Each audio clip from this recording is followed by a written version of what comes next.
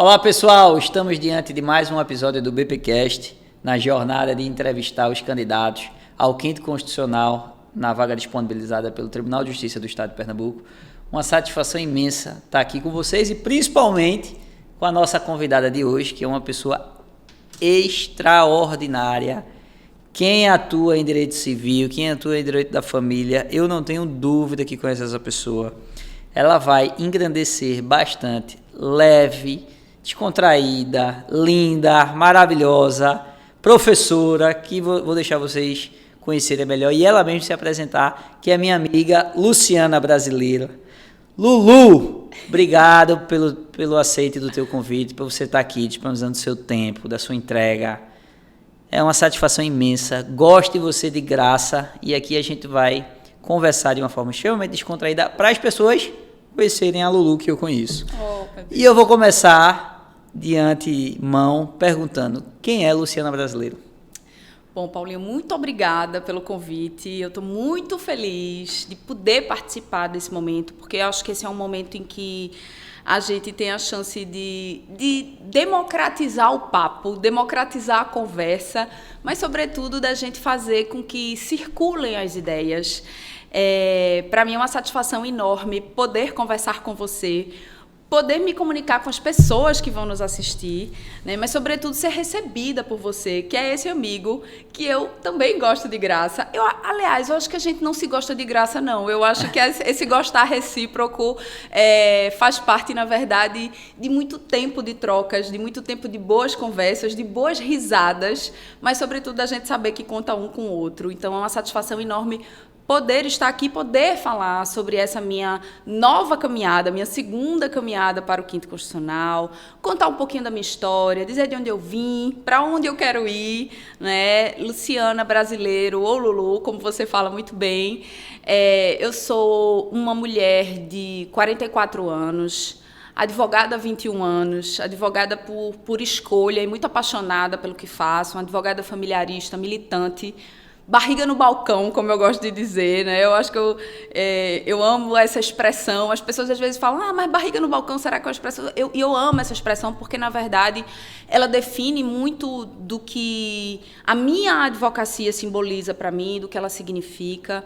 Professora, uma professora, filha de uma professora, irmã de uma professora, neta de professora, muito orgulhosa de me dizer professora, e uma pessoa que é apaixonada por arte, apaixonada por cultura, apaixonada por um bom papo, muito feliz de viver nesse estado de Pernambuco. Adoro me dizer pernambucana, adoro me dizer nordestina, mas gosto muito de dizer que sou pernambucana, porque as pessoas têm mania de dizer, fulano é nordestino, né? Eu vou passar as férias no Nordeste. Não, a gente é pernambucano, porque o Nordeste é enorme, e embora eu me reconheça e honre o fato de ser nordestina, eu acho que ser pernambucana, quando a gente diz que é pernambucana, a gente já diz muito da gente, porque a gente é bairrista, né, por natureza. E me enxergo como uma humanista, Paulinho, acima de tudo. Uma pessoa que... Humana.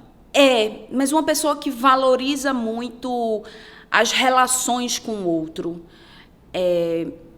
a preocupação com o outro. Eu sou uma pessoa que me sinto constante e frequentemente afetada pelo outro. E eu acho que isso diz muito de mim. Caramba, que bom. Eu acho que isso diz muito de mim. Vamos por esse lado que agora me instigou muito, porque eu gosto muito de estudar as relações interpessoais, Lulu. E assim, pelo que eu estou entendendo, você é uma pessoa que gosta muito de se relacionar com as pessoas, ter um relacionamento profundo. Me conta o quanto isso é importante na nossa profissão da advocacia. Olha, eu acho... Até pelo fato de que você muitas vezes está trabalhando em um momento mais sensível, um dos mais sensíveis que um ser humano pode estar, que é diante muitas vezes de uma separação, sim, de um divórcio. Me conta um pouco dessa... Paulinho, veja, eu acho que o fato da gente ser advogado já nos coloca de cara como sendo pessoas que vão necessariamente se relacionar com outras. Se relacionar no sistema de justiça de uma maneira geral, mas se relacionar para ter clientes. Porque a gente... e eu não romantizo... Eu gosto de romantizar a arte, mas romantizar a profissão é algo que eu não gosto de fazer. Quando eu digo que eu sou apaixonada pelo que eu faço, eu não estou retirando daqui o esforço que a gente empreende todos os dias no nosso trabalho, os desafios, as frustrações, porque elas existem. A gente não pode dizer, eu trabalho por amor. Não, né? Eu gosto muito de trabalhar. Eu amo trabalhar, mas eu também trabalho porque eu preciso trabalhar. Claro. Né? E quando eu escolhi ser uma advogada e uma advogada familiarista, eu entendia ali naquele momento que uma das coisas que eu mais ia fazer nessa vida era me relacionar com as pessoas. Porque, muito embora eu tenho uma demanda no meu escritório, que é uma demanda de uma clientela, por exemplo, de empresários, que é a tua clientela também, né? Porque eu sei que a gente já trocou um papo aí recentemente sobre valuation. Embora eu tenha essa clientela, o cliente que chega para mim, ele não chega com um problema contratual apenas. Ele também chega com um problema contratual. Porque o cliente que chega no meu escritório, a cliente que chega no meu escritório, ela chega para fazer um planejamento sucessório, ela chega para fazer um planejamento do seu casamento que vai acontecer, ela chega para me perguntar se o que é melhor para ela, se é fazer uma união estável ou um casamento, do ponto de vista do seu futuro patrimonial, mas ela também chega com uma demanda que é uma demanda existencial. Então, ela também chega com uma demanda que envolve um relacionamento que, às vezes, está começando. Então, que envolve a construção de sonhos, esperanças. Mas, quando esse casamento está no fim, quando essa relação está no fim, essa pessoa certamente vai chegar para mim com mágoas, com frustrações, com expectativas não atingidas, com filhos, com pais idosos, com pessoas em situação de vulnerabilidade. Às vezes, a mulher ou o homem, mas na grande maioria das vezes, a gente não pode ser hipócrita, né? São os dados estatísticos. A mulher, ela chega vítima de violência doméstica, Nossa. De vários tipos de violência. Física, não só física, como emocional, espiritual. Psíquica, emocional, patrimonial, sexual. Às vezes, essa violência chega para mim, e sou eu que vou ser a portadora da notícia para aquela pessoa. Olha, isso que você está me narrando tem um nome. E isso é violência. E lidar com as pessoas nessa conjuntura requer da gente muito mais do que a análise técnica do processo. Sem dúvida. A análise técnica da demanda para dizer a ele ou a ela que a solução jurídica vai ser construída no escritório, que a solução jurídica vai ser encaminhada para o judiciário é importantíssimo, porque foi para isso que eu me especializei, é para isso que eu estudo todos os dias, mas o saber ouvir e o saber calar, o saber comunicar é muito importante. Então, é um exercício, Paulinho, diário de empatia, diário de comunicação com o outro, de saber escutar aquela pessoa, de saber que ela vai me demandar no final de semana, à noite, num feriado, em horários fora do nosso horário, que a gente chamaria de horário comercial, não porque o problema técnico dela está pulsando, mas porque o problema existencial daquela pessoa está angustiando. Né? E é claro que a gente não tem condições de estar 100% à disposição daquela determinada pessoa ou daquela determinada demanda, mas a gente também precisa saber que aquela escuta, às vezes, ou aquela palavra que a gente vai trazer para aquele cliente é fundamental para evitar que ele entre num conflito, que aquele conflito cresça, né? E para evitar também que aquela pessoa continue naquele processo de sofrimento. Então, eu me cuido muito em relação a isso, do ponto de vista da minha saúde mental, mas eu me cuido muito também espiritualmente para entender que aquela pessoa, naquele momento, está depositando em mim a sua confiança. E honro muito isso. Eu me sinto muito honrada de fazer o meu trabalho de maneira ética, de maneira séria, comprometida, mas, sobretudo, de maneira muito empática. E você tem que desenvolver a capacidade de lidar com conversas difíceis o tempo todo, não é? O tempo todo. essas conversas são conversas que às vezes acontecem no meu escritório, né? Sou eu a pessoa que vou ter a conversa difícil com a minha cliente ou com o meu cliente, sou eu que vou dizer, olha, isso aqui que você está fazendo não é correto, isso aqui não tá legal, ou o teu processo não vai te trazer o resultado que você espera. A gente pode ter aqui um desfecho que não é o desfecho esperado, ou a sua conduta com a pessoa com quem você se relaciona está sendo uma conduta violenta, né? E essa conversa difícil traz para a gente também muita responsabilidade. Você sabe, Paulinho, eu vou aproveitar aqui essa sua deixa para dizer, para contar aqui assim, alguns fatos. A gente não tem muita noção, às vezes, de como o que a gente diz para as pessoas impacta na vida delas. Sem dúvida. Né? Eu sou professora. E como professora, em sala de aula, o que a gente passa para além do conteúdo jurídico, mas como a gente se comporta em sala de aula, como a gente se apresenta em sala de aula, para além da nossa atividade jurídica, advocatícia e empresarial, porque somos empreendedores, né? Eu e você, pode modificar a vida das pessoas, né? Eu tenho alunos que ao longo da vida se tornaram meus amigos e que às vezes dizem assim, porque uma vez na aula você falou isso. E eu digo, meu Deus, eu nunca ia me lembrar que eu tinha falado isso, mas eu, de alguma maneira, trouxe algo para a vida daquela pessoa, bom ou ruim, né? Porque não é só bom, é coisa ruim também, né? Uma vez eu encontrei com um aluno no fórum, foi muito engraçado, porque ele chegou assim do meu lado, a gente estava despachando, esperando para despachar, e ele disse, professora, tudo bem? Eu disse, meu querido, tudo bem? Como é que você está? Ele disse assim, professora, sabe o que aconteceu? A senhora me mandou para a final por causa do meio ponto. 10 anos atrás. E aí eu fiquei olhando assim para ele, eu tive uma vontade de rir na hora, né? Fiquei assim, aí eu disse, foi mesmo? Ele disse, foi, professora. Eu fui lá pedir a senhora para a senhora reconsiderar, me dar aquele meu ponto para eu não precisar fazer a prova final. Aí eu já sabia, a minha resposta eu já sabia, né? Eu disse, e aí o que é que eu lhe disse? A senhora disse que se eu tivesse estudado mais, eu teria passado direto e que meio ponto para eu não ir para a final a senhora não ia dar. E que eu ia ter que estudar um pouco mais. E o assunto que caiu na prova da final, que eu passei, foi a solução de um processo que eu recebi lá no escritório. Então, eu queria agradecer a senhora por ter me mandado para a final. E aquilo ali foi muito engraçado, porque era uma rotina na minha vida. Muitas vezes os alunos chegavam e diziam, me dê meio ponto para eu não ir para a final. Eu disse, olha, a final foi feita para o aluno fazer. Eu aprendi isso com minha avó, ela dizia muito isso. A final foi feita para o aluno fazer. Se você não conseguiu atingir aquela pontuação... Você vai para a final. E esse é um critério muito objetivo, né? Claro. Mas se você não atingiu, estuda mais um pouquinho, vai fazer a diferença na sua vida de alguma maneira. E no caso desse aluno fez. Né? E sempre faz. Sempre faz. Rapaz, isso é extraordinário, porque você termina conversando com as pessoas que, às vezes... tentam tangenciar a necessidade do processo, assim, da jornada, pelo jeitinho, não é? Não, vamos... Conceda mais meio ponto, mas eu vou te conceder por quê? Se você não tirou, não tem sentido aqui. Os alunos dizem que eu sou exigente e tal, e na verdade não é, o contrário, né? Quando eu estou corrigindo ali a prova, eu dou aquele...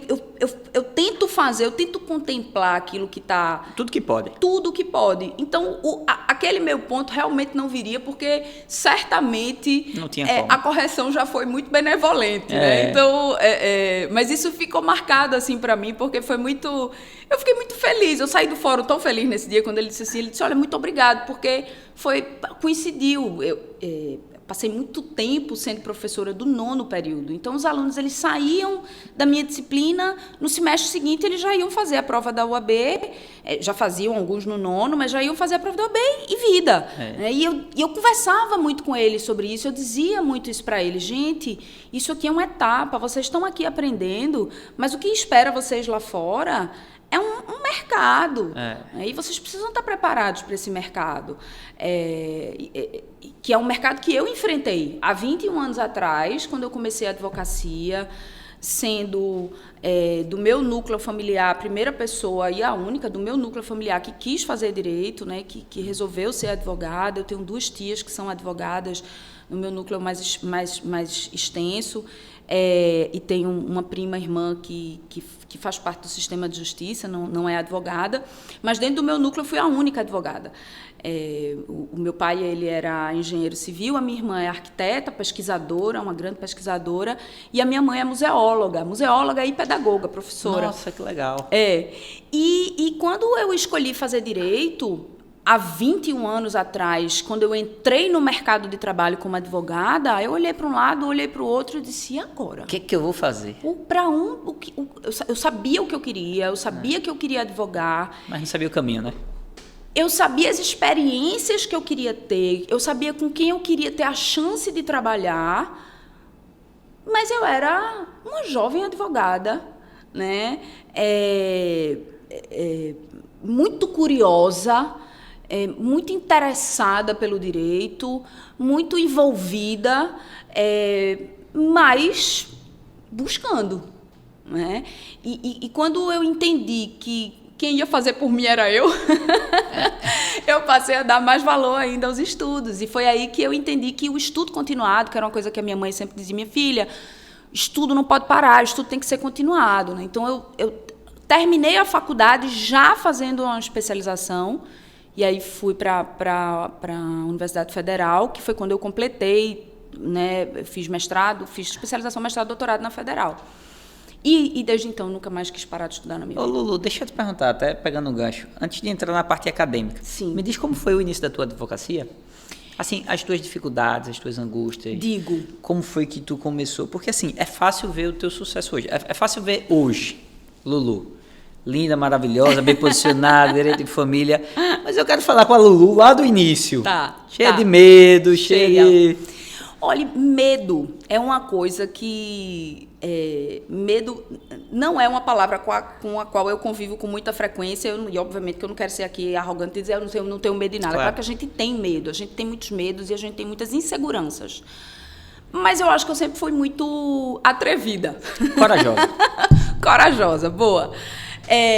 Quando eu entrei no curso de Direito, logo quando eu entrei, que eu comecei no segundo período, eu disse, eu quero estagiar. A primeira coisa que eu quero fazer é estagiar. E aí tive a oportunidade de fazer um estágio voluntário no fórum, mas o que eu queria mesmo era ter a experiência da advocacia. E aí eu fui a primeira estagiária de um advogado, né, de um grande escritório daqui, do estado de Pernambuco, do país, na verdade. Eu fui a primeira estagiária dele. Então, ele era um jovem advogado precisando contratar e fui a primeira estagiária. Então, era o meu primeiro estágio e eu era a primeira estagiária dele. E aprendi muito nesse escritório. Porque era um escritório enorme, muito grande. Um escritório onde eu tenho muitos amigos até hoje. E eu disse, não, é isso aqui que eu quero para a minha vida. E eu quero ser advogada na área de direito de família. E eu era, então, aquela estagiária que ficava esperando aparecer um divórcio naquele escritório para eu poder estudar, redigir, entender como era que aquilo funcionava, e lia sobre psicanálise. Então, eu sempre fui muito interessada sobre essa área. Quando eu saí depois desse escritório, passei por alguns outros escritórios e o sonho da minha vida, assim, de ouro, era trabalhar com um grande advogado daqui, um grande medalhão daqui, que é o professor Silvio Neves Batista. Baluarte. Se eu tiver que trabalhar, assim, na minha vida, né, se eu tiver que trabalhar com direito de família, né, que seja com ele, assim, que é essa pessoa que... Referência na área. Mas é uma referência de pessoa, é uma referência de profissional, é uma referência de ética. Eu aprendi com o professor Silvio. Né? Íntegro. Muito. Eu aprendi com o professor Silvio muito mais do que advogar. Eu aprendi com ele postura, conduta, redação, como a gente deve se colocar num processo, numa audiência, como a gente deve cuidar da demanda do cliente. E ali foi uma escola muito importante para mim. Não que outros lugares não tenham sido, porque todos os lugares por onde a gente passa são escolas. Mas foi lá querendo ser professora, porque sempre quis ser, né? Foi lá que eu tive essas oportunidades. Então, e aí eu me lembro que ele disse, olha, se você passar de primeira na OAB, eu lhe contrato. Aí, meu amigo. Nossa, o combustível que tu precisava. Ou eu passava nessa danada dessa OAB, ou eu passava, e aí estudei, passei, entrei na pós. E ali começou. Então, eu tive uma oportunidade muito grande de conhecer grandes estruturas de escritórios.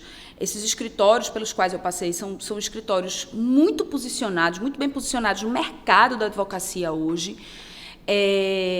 com experiências diferentes, porque eu tive a experiência daquele escritório, que é um escritório gigantesco que trabalha com demanda de massa, e tive a experiência de trabalhar com o escritório boutique, que é o escritório que trabalha com demandas muito pessoais. O trabalho do advogado familiarista, Paulinho, é um trabalho artesanal. Artesanal. É verdade. Eu sempre disse isso em sala de aula para os meus alunos. Não tem como escalar, não, porque cada caso é um caso, tem suas peculiaridades. Não existe Ctrl-C, Ctrl-V a advocacia familiarista. Não existe inteligência artificial na advocacia familiarista. E muita calma no que eu estou dizendo aqui. A gente não usa inteligência artificial, usa. Ninguém hoje em dia... Não usa, não tem como. Deixa de viver. É claro. Né? Ninguém está vivendo sem inteligência artificial. Mas não vai ser substituído por uma máquina. Mas não substitui. Não tem nada que me preencha mais do que eu mandar uma peça para o meu cliente ou para a minha cliente e ele me retornar e dizer: você entendeu tudo da minha vida na minha escuta. Então, a minha advocacia, ela vem disso. Ela vem de grandes escolas, né? E de muita persistência e de muito estudo, amigo. Eu não tenho muito dúvida. Estudo, não Agora, você me falou uma habilidade super importante. Isso tem um gancho na pergunta final, que é uma questão chamada escuta ativa. Sim. Que na sua advocacia, imprescindível, você precisa ter para você compreender, não é só entender, mas compreender tudo que está sendo narrado para, posteriormente, você conseguir reproduzir na sua petição. Sim. Como você desenvolveu essa escuta ativa, essa habilidade? Bem, eu sou uma mulher analisada, eu faço terapia semanalmente. Eu acho que a terapia é algo que nós que fazemos parte da advocacia precisamos ter. O próprio Conselho Federal da OAB recomenda, né? Tem uma cartilha, claro, inclusive, que traz uma série de sinalizações para que a advocacia se cuide. Eu acho que a terapia é algo que a gente precisa desmistificar. As pessoas ainda falam de terapia de uma maneira diferente. As pessoas ainda tratam a saúde mental diferente da saúde física. Né? Às vezes a gente toma conhecimento de que uma pessoa está adoecida com uma doença física e a gente... deixa de lado a saúde mental como se não fosse... E a gente se mobiliza em prol da saúde física daquela pessoa. Uma pessoa muito próxima nossa teve um diagnóstico X. E a gente se mobiliza em prol de que aquela pessoa fique bem. Enquanto que a saúde mental, ela traz doenças que às vezes ainda são muito silenciosas e ainda são tabu para muita gente. Então, eu sou uma pessoa que me cuido muito do ponto de vista da minha saúde mental, eu faço terapia, eu converso com outras áreas para além do direito. Eu acho que o direito é uma paixão para a gente. Eu sei que você é apaixonado pelo direito, mas sei que, e eu acho que nisso a gente se identifica muito, você não é um profissional do direito que se contenta com o direito.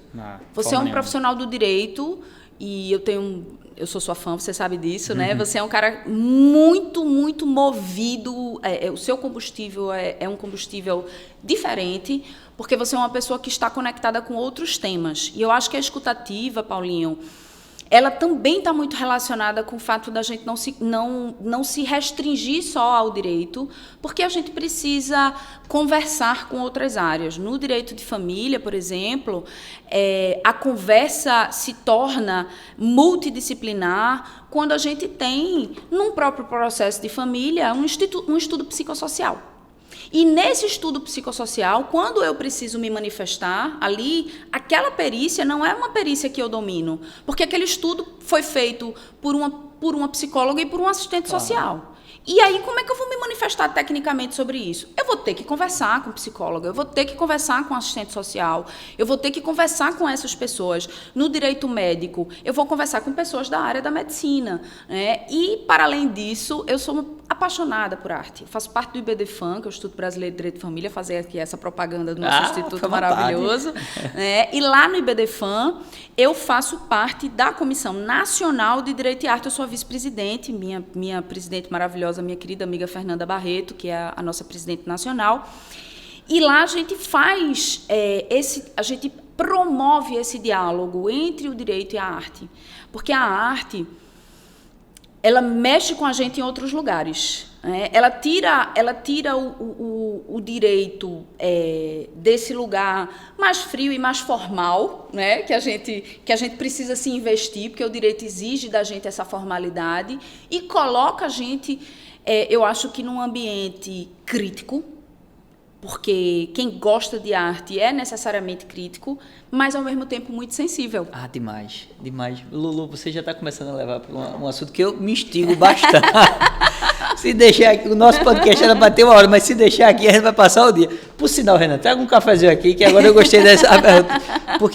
Porque eu acho isso, assim, poxa vida, extraordinário, tá? Sou fã. A profissão, o direito em si, e diante dos desafios, ele me traz muitas perguntas. Sim. Muitas perguntas sobre mim mesmo, sobre os meus traumas, como eu preciso me desenvolver, como eu preciso melhorar, entender o que está acontecendo, entender por que muitas vezes eu tenho certos comportamentos, às vezes benéficos, às vezes não tão benéficos, maléficos. E eu encontrei muitas respostas na arte, por incrível que pareça. Então, fui estudar muito psicanálise, Freud, Aristóteles, entendendo Carl Jung. Eu gosto assim, gosto aficionado. E quando eu comecei a perceber esse mundo, essa linguagem, tinha total correlação com o direito, Sim. na minha concepção. Sim.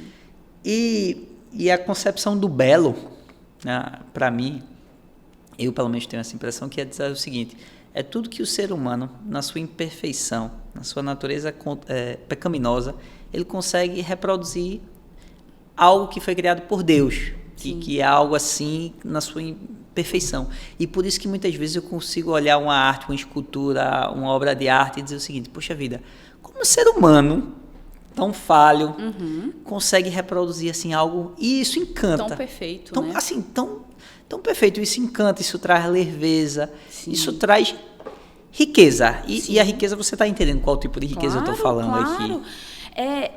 Olha, a arte, ela não é feita só para encantar, mas também para incomodar.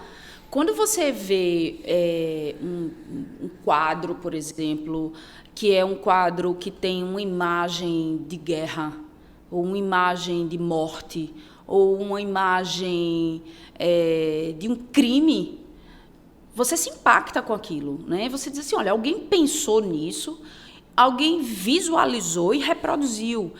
Quando a gente assiste um filme, quando a gente ouve uma música, música não para de tocar no meu dia, né? Eu entro no carro, eu estou ouvindo música, na minha casa eu estou ouvindo música o tempo todo, no meu trabalho eu estou ouvindo música, o pessoal que trabalha comigo lá no escritório fica brincando comigo, porque às vezes chega lá no escritório, está tocando música clássica, está tocando jazz, está tocando uma bossa nova instrumental, e eles dizem assim, ai meu Deus do céu, lá vem ela com as músicas dela, porque é o que alimenta a minha alma, sabe? Mas o teatro, que é arte viva, que é ali na hora, que é algo que você... E que traz respostas, às vezes, para demandas nossas. Paulinho, não foram poucas as vezes que eu abri o meu bloco de notas no celular, no cinema, para anotar soluções. Não tenho dúvida. Insights, ideias para problemas repertório. Jurídicos. Traz repertório. Faz com que a gente seja mais interessante, né? E mais interessado pelo mundo, mas eu acho que mais do que isso. Eu acho que a arte salva mesmo. E acho que ser tocado pela arte, pelo belo, pelo cruel, pelo chocante, faz com que eu seja uma pessoa, uma humanista. Vamos voltar para essa Não palavra. deixa de ser, porque quando você está exposto a esse tipo de arte e quando você vai se relacionar, às vezes o estado de espírito daquela pessoa vai estar, às vezes, mais caótico, às vezes mais calmo, às vezes mais leve. Sim. E você está ali diante para ser um instrumento, um elemento de soma na vida daquela pessoa. Sim. Então, de toda sorte, você precisa, querendo ou não, se adaptar diante daquele estado de espírito que se encontra aquela pessoa naquele momento. O meu escritório, ele foge do padrão jurídico. Eu gosto de dizer isso. Quando eu pensei em ter um espaço físico, um escritório, porque, enfim, eu tenho essa necessidade, eu acho que é importante para mim, para a minha advocacia, ter um espaço físico, a primeira coisa que eu disse para a arquiteta foi: eu não quero nada muito próximo do que é um escritório de advocacia, porque o que eu vou atender aqui são dramas familiares. E é muito engraçado isso, porque quando eu fui fazer a estrutura do escritório, que é um escritório muito pequeno, mas eu disse assim, eu quero aconchego. Então, meu escritório não tem recepção. Ele tem uma salinha ali de espera, ele tem planta, ele tem cheiro, ele tem música, e ele tem obra de arte. E é muito interessante porque os clientes entram pela primeira vez e eles dizem, nossa, isso aqui é sua cara. E eles vão embora e eles dizem, eu gostei daqui porque isso aqui é aconchegante. Um dia desse eu recebi um colega lá no escritório e aí eu disse, quer um cafezinho? E aí passei o cafezinho para ele e a gente estava ali conversando e ele disse assim, meu Deus, eu gostei tanto daqui. E eu fiquei muito satisfeita, Paulinho, porque o objetivo de ter um espaço de atendimento, para mim, faz sentido quando esse espaço é também um espaço de acolhimento. Porque quando uma pessoa chega agredida, sofrida, violentada, né? E tem ali um frigobar com um lanchinho, com uma frutinha, com algo que vai trazer para aquela pessoa com chá, mas também com vida, com flor, com planta, com cor e com arte. Eu acho que, de alguma maneira, eu estou dando um abraço nessa pessoa de uma outra maneira, sabe? De forma simbólica. E isso me abraça também. Todos os dias que eu abro a porta do meu escritório e entro nele, eu me sinto abraçada. E sabe o que é, assim, mais lindo, legal, assim, na tua história? A autenticidade. Não, porque, veja, em um mundo tão... deixa eu tentar explanar de uma forma mais justa, na minha concepção, que meramente se reproduz e é uma massa de manobra. Hoje em dia, nunca ficou tão belo, tão lindo, a pessoa ser autêntica, sabe? A pessoa ser você, a sua verdade. E assim, agradar e desagradar faz parte do jogo. Faz parte. Você não controla. Faz parte. E tá tudo certo. As pessoas têm o direito também de gostar ou não gostar. Mas só o fato de você se permitir ser você, Sim. Lulu brasileiro, dentro do seu escritório, do seu jeito, da sua forma, a forma que você trata as pessoas, os seus clientes, que isso é uma coisa assim, extraordinária, que não tem preço. Você trata as pessoas como pessoas. Sim, sim. Isso é inegociável, Paulinho. Eu acho que isso é inegociável. Não dá para a gente negociar com... Há coisas na vida que a gente não pode negociar. A gente não pode negociar com ética. Princípios. Ética não se negocia. A gente não negocia princípios. E eu acho que a gente também não pode negociar quem a gente é. Claro que quando você está num ambiente que é um ambiente profissional, a gente tem que saber se colocar como profissional. Claro. Né? Mas eu acho que dá para a gente conversar. Claro. E dá para a gente ser a gente e se colocar dessa maneira. E ao longo da minha vida eu trabalhei muito para isso. Eu trabalhei muito para conseguir chegar nesse lugar de ser uma pessoa muito independente. Na defesa das minhas convicções, dos meus princípios, suas batalhas, da ética e das minhas batalhas. Ser independente, para mim, você sabe disso, sempre foi muito importante. Sempre foi algo que eu primei muito por entender que eu jamais saberia lidar com determinadas dependências. Então isso é muito libertador. Isso me faz ser uma pessoa autêntica. é verdade, você fez uma leitura minha, como os meus clientes dizem, você soube me ler, autêntica e livre. E livre. Livre. Até porque a autenticidade te dá essa liberdade. Sim. Ao ponto de eu não preciso tangenciar meus princípios, meus valores, ou ser quem eu sou. Isso. A mercê de expectativas alheias que eu não, ao fim e ao cabo, eu não controlo. Sem deixar de ser uma pessoa de grupo. Claro. Sem deixar de ser uma pessoa...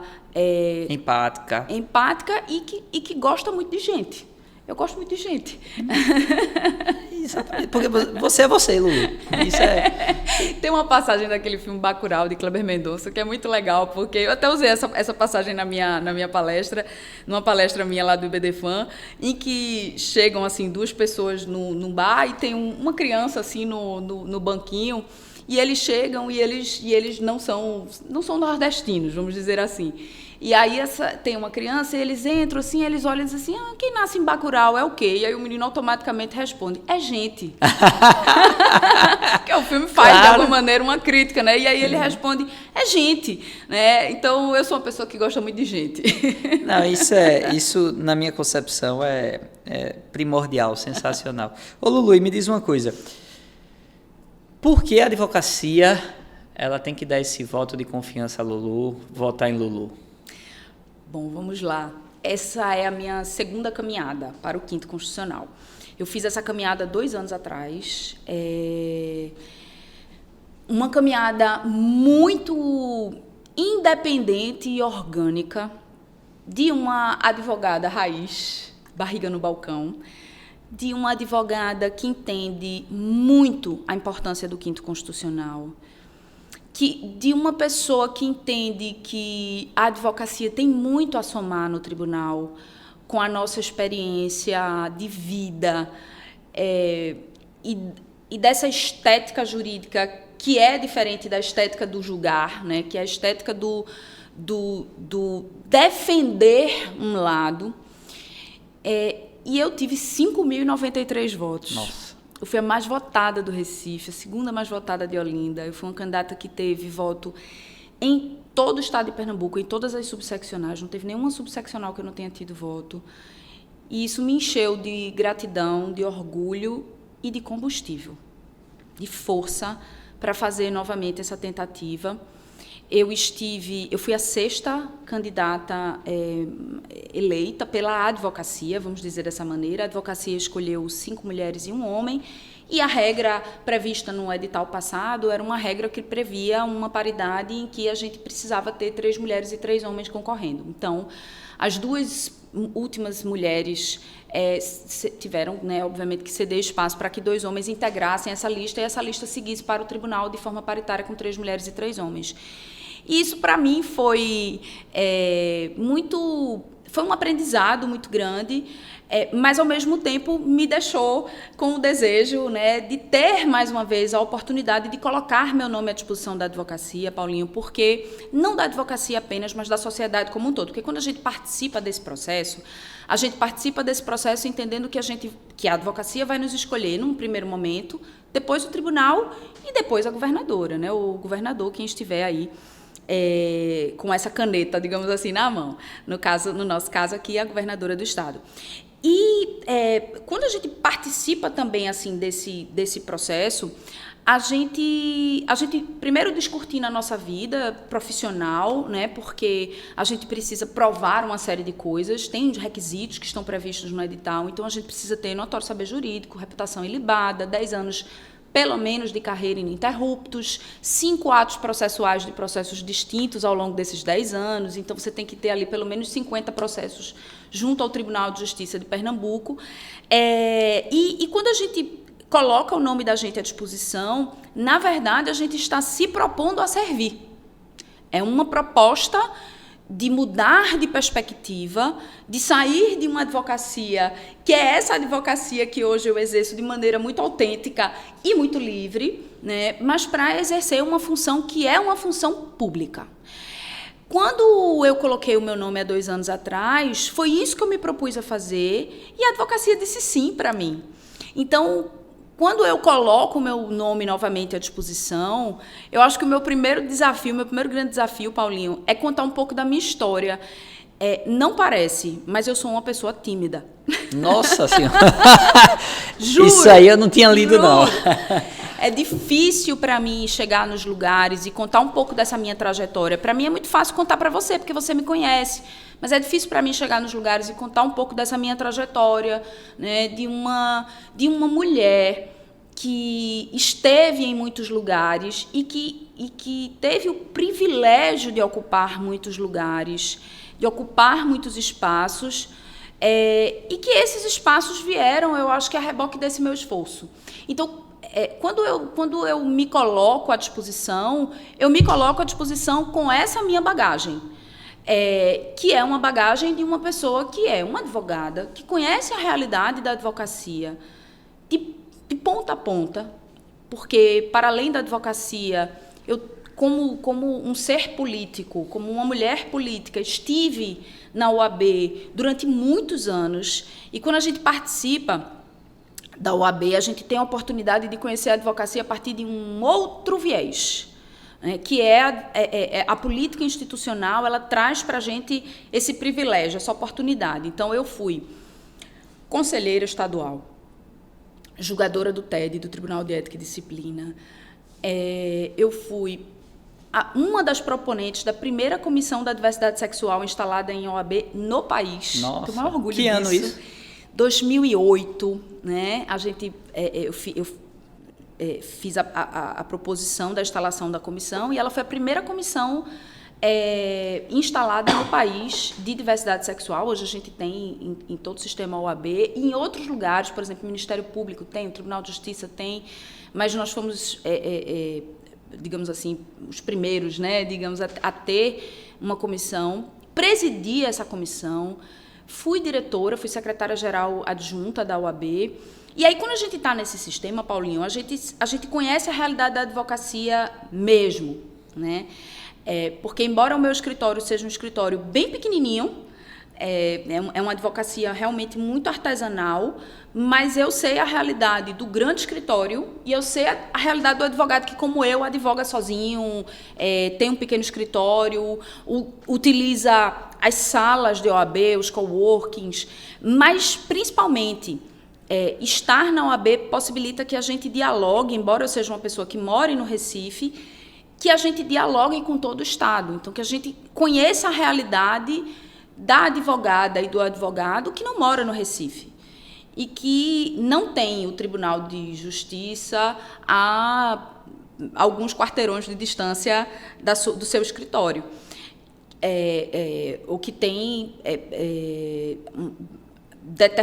tem que cumprir determinadas formalidades para conseguir fazer um despacho. Não tem a facilidade que a gente tem de precisar despachar, pegar o carro de aplicativo, pegar o transporte público, ir ao tribunal e fazer o despacho, né? Então, essa lente que o trabalho institucional, o voluntariado institucional me deu, me permitiu me sentir preparada para isso. Para além das minhas participações também em outros institutos, né? Eu presidi aqui o Instituto Brasileiro de Direito de Família do Estado de Pernambuco, mas sempre fiz parte do IBDFAM. Hoje eu sou conselheira científica, que é um cargo que a gente tem, todos os ex-presidentes passam para esse conselho científico, que é uma espécie de conselho mesmo para que os novos presidentes possam se consultar e possam se socorrer sempre que necessário for. Mas faço parte também do IBD Civil, fui fundadora, membro fundadora, e faço parte da Associação das Civilistas, que é uma associação que eu tenho o maior orgulho de dizer, porque a gente se propôs a estudar o direito civil de maneira geral, a partir de um coletivo de mulheres professoras. Hoje a gente tem membros, homens, todos bem-vindos para conhecer, inclusive, as civilistas. Mas a nossa proposta é falar um pouco sobre como nós, mulheres pesquisadoras, advogadas, professoras de direito civil, pensamos o direito civil. Porque a gente pensa o tempo todo, critica, pensa, propõe o direito civil. E me colocar à disposição do Quinto Constitucional, na verdade, é também me colocar à disposição desse debate que é social, e que é a oportunidade da advocacia de escolher quem é que a gente quer no tribunal. Porque quando eu imagino que um advogado ou uma advogada vai participar do pleito do Quinto Constitucional, essa pessoa ela vai passar a ocupar um cargo de magistratura, então muda completamente a visão, muda a profissão, né, mas sem descuidar da importância de contribuir com a experiência que a advocacia nos dá. Né? Então, a gente não pode esquecer de onde a gente veio. Quando a gente entra no tribunal, a gente precisa lembrar tudo o que a advocacia nos ensinou, nos proporcionou e como a gente pode transformar esse aprendizado em contribuição social. Nossa, sensacional. Em contribuição para a sociedade. É a experiência de alguém que vem de fora, e esse é o objetivo do Quinto Constitucional. Né? Qual é a ideia? É oxigenar o tribunal. É trazer para o tribunal uma visão colaborativa, de grupo, mas que colaborativa, né? Para o resultado social do processo. Porque o que o processo faz é isso, é transformação social. Quando se julga, quando se decide, você está transformando a vida de alguém, sem dúvida, de alguma maneira. Sem dúvidas, sem dúvidas. É por isso. Sem dúvida, sensacional, Lulu, sensacional. Eu entendo. Lulu, a gente já está se caminhando para o final. Essa nossa conversa sempre muito enriquecedora. Por mim, eu ficava aqui tomando café, chá, pegava um bolinho, a gente conversando. Aqui o dia todo com você. E eu queria dizer o seguinte, Lulu, a minha última pergunta seria o seguinte: quais habilidades um bom julgador precisa ter? Escuta, empatia, independência, muita independência, para que esse julgamento seja um julgamento justo. Julgar é uma das tarefas mais difíceis que existe. A gente diz que o advogado ele é o primeiro juiz do processo. A gente costuma dizer isso. Por quê? Porque a gente recebe o cliente no nosso escritório e a gente diz a ele, olha, a solução jurídica do teu problema está aqui. A minha proposta de solução jurídica está posta aqui para você. E o trabalho que a gente vai fazer hermenêutico, de argumentação, na petição, na nossa peça, na nossa audiência, na nossa sustentação oral, é defender a perspectiva do nosso cliente. O julgador não. O julgador ele vai pegar aquele processo, ele vai analisar todas as pontas, todos os argumentos e ele precisa decidir. Então, essa tarefa de julgar é muito desafiadora. Não pode ter medo. A pessoa que vai julgar, ela não pode ter medo. E eu acho que quando eu me refiro à escuta, eu estou aqui falando da escuta num sentido mais lato possível. É a escuta do processo. O que é que o processo tem para me contar? E como é que eu vou solucionar esse problema? E esse problema se resolve com técnica, obviamente. Né? O primeiro requisito lá do edital é provar notório saber jurídico. O segundo requisito para o Quinto Constitucional, ter reputação ilibada. Então, ter conhecimento. Ter muita ética, ter uma história de vida construída e pautada em atitudes corretas, em ética. E quando a gente fala de reputação ilibada, a gente está falando de maneira geral, é como as pessoas nos enxergam também. Mas, sobretudo, não descuidar do lado humano. Porque, por mais que a gente diga que o julgador, a julgadora, me permita dizer dessa maneira, a julgadora precisa ser imparcial, a imparcialidade é muito importante, essa pessoa não vai deixar de ser gente. Sem dúvida. Quando for julgar. Sem dúvida, sem Então, dúvida. eu acho que os predicados de uma boa julgadora, para além do notório saber jurídico e da reputação ilibada, é esse olhar crítico, preciso e muito independente. Amém. Lulu, obrigado pela tua presença, pelo teu tempo, pela tua energia. Você tem enriquecido meu dia. Recebi muito mais do que contribuir, pode ter certeza. Eu tenho convicção que o objetivo ele foi atingido. As pessoas puderam, ainda que de forma singela, em uma hora de conversa, conhecer quem é Lulu brasileiro. Sim. Não consigo nem chamar de Luciana, meu Deus do céu. Que bom! Lulu brasileiro.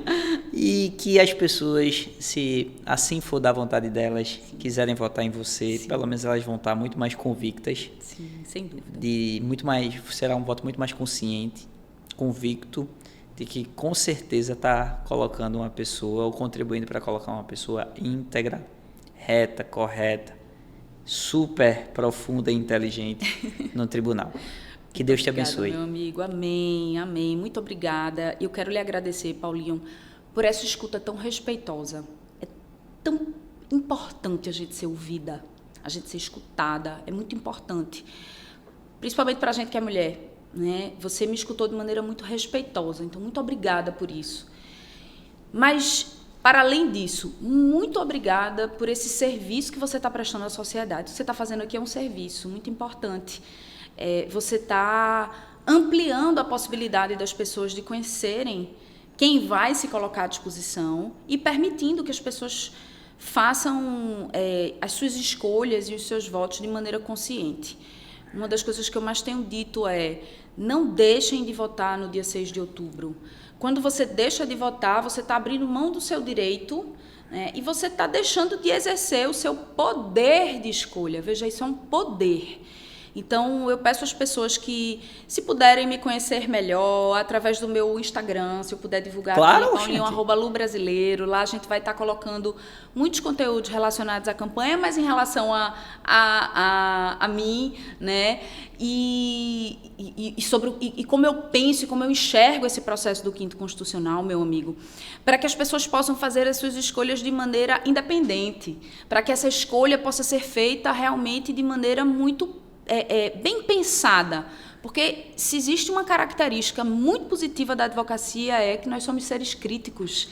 Nós temos uma capacidade muito impressionante de pensar, né, e de fazer as nossas escolhas. Então, muito obrigada por isso, meu amigo. Muito obrigada por você democratizar esse debate, por você fazer com que ele se torne público, por você trazer isso para quem vai nos assistir. E eu desejo a você as melhores coisas. Eu desejo para você muitas bênçãos, para você, para sua família, para a rainha, para a Bebela. Amém. Para que essa família continue frutificando. Eu sei quanto você valoriza a sua família, a sua esposa, a sua filha, a sua história e a sua fé. Então, eu só desejo melhores dias prósperos e muita felicidade para vocês. Amém, amém. Obrigada. Pessoal, esse foi mais um BPcast. Espero que tenha trazido a nossa verdade para que você vote de forma consciente, sóbria, crítica e que você possa conhecer, livre também, que você possa conhecer a história de cada um desses candidatos.